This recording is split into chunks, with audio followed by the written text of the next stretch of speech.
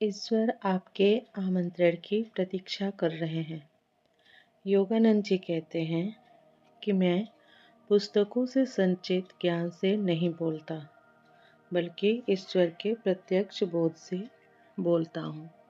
मैं उनके विषय में इस प्रकार नहीं बोल सकता था यदि मैंने उनको देखा अथवा अनुभव न किया होता। वे मुझे बोलने ही नहीं देते। मैं जब आपसे बोलता हूँ तो जिसके विषय में बोल रहा होता हूँ उसे मैं अपने समक्ष स्पष्ट देखता हूँ। यहाँ तक कि अनेक बार मैं आपको नहीं देखता। मैं आपको कुछ भी नहीं बता पाता यदि मैं ईश्वर को न जानता होता। परंतु मैं आपको यह बताने के लिए यहाँ आया हूँ कि जिस सुख को आप कामुकता में, धन में, मदिरा में, प्रेम में, यश में खोज रहे हैं, वह आनंद स्वयं आपके भीतर है।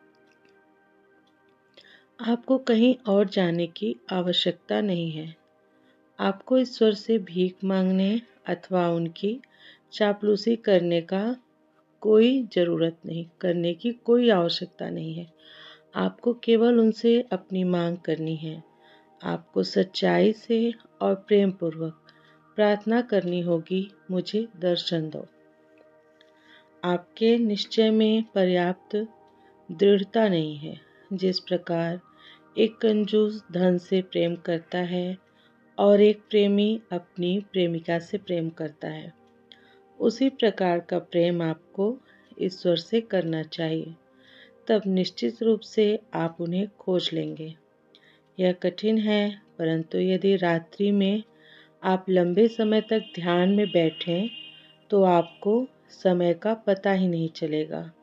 जब कभी मैं नींद नहीं ले पाता तो भी मुझे उसकी कमी महसूस नहीं होती। जब प्रभु आते हैं फिर निद्रा कहाँ, शरीर कहाँ, कुछ भी महत्व नहीं रखता।